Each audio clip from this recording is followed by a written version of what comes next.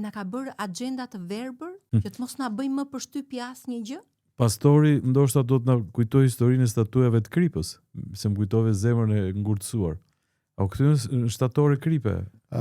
Zonja e Lotit, po, problemi është ky që jemi bërë kaq të pandjeshëm si rrjedhoje e pragmatizmit, e përfitimeve, si rrjedhoje e indiferentizmit, pra nuk është puna ime për aq sa nuk më prek mua, si rrjedhoje frikës, jo pak prind na kanë shkruar dhe na kanë thënë që jemi me ju deri në fund, po e kemi të vështirë që të vimë dhe të marrim pjesë së bashku në protestë, sepse kemi hallin e bukës gojës edhe mund na pushojnë nga puna. Pra nuk është pragmatizmi, është një gjë është pragmatizmi, por në këtë rast nuk është pragmatizëm, është frikë. Kur nuk të afrohet tek dera. Pragmatizmi është çështje idesh.